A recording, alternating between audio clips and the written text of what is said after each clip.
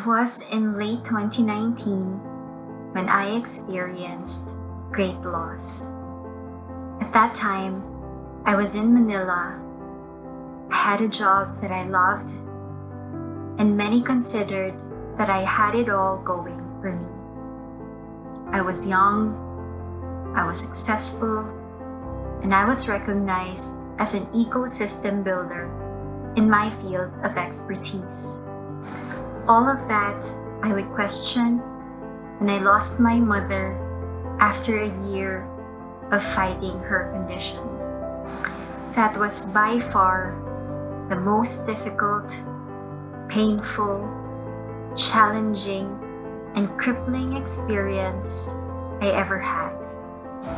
Shortly after her death, I decided to come home to re-establish my roots and to overcome the overwhelming grief that was enveloping me. At that time, I talked to a lot of people close to me, confidants and colleagues, and many have also advised that it may not be the best time to make a very big decision, especially that I was just a few days from attending my mother's funeral. I wasn't sure they were listening to me. I think what they were seeing at that time was still the version of me that they knew. The young, successful, the person who had it all going. They have failed to see that at that point in time, my needs were evolving and I had to take care of myself. After 15 years of being based in Luzon, I finally decided to take the big leap of coming home. The year 2020 became a year of reflection, a year of silence, a year of just listening in. I learned more about what matters most, about the difference between stepping back and stepping in. I also discovered the beauty of empathy as a key skill to rediscovering or rebuilding oneself. And I also saw its power in connecting communities. People define empathy in many different ways. Carl Rogers, who is considered the father of empathic listening, used a metaphor to define empathy, and he said that it is being a companion on someone's journey, search, and exploration. It's step by step, without making assumptions. It's about active listening. It's about active engagement. It is about understanding what it's like to be in someone else's shoes. Arts, for example, is a platform that helps build empathy.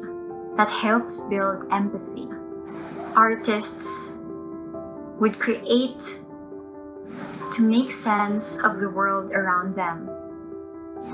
They want to understand why things happen, and so they write, they sculpt, they carve, they dance, they compose, they dramatize, they choreograph.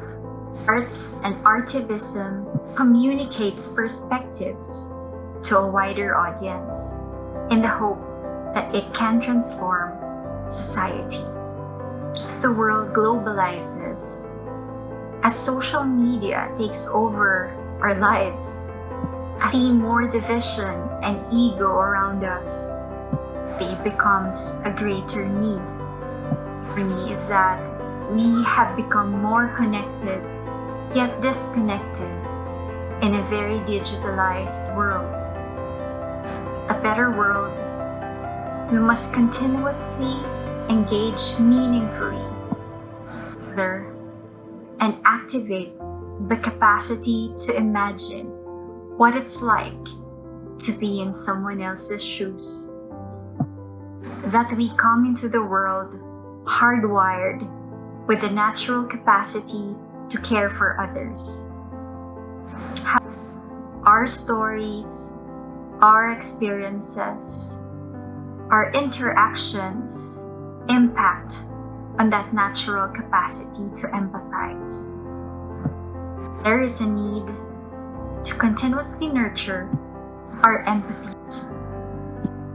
2020, such an extraordinary year for all of us, personally and globally, in an unprecedented time in history. Many of our nations felt the impact of the global pandemic. More conversations to talk about our feelings and emotions, our own journeys in the past year. And so I am inviting you to explore skills by joining an empathy circle that I will be facilitating. Sign up and we'll send you more information about the dates and timings. Thank you and have a good day.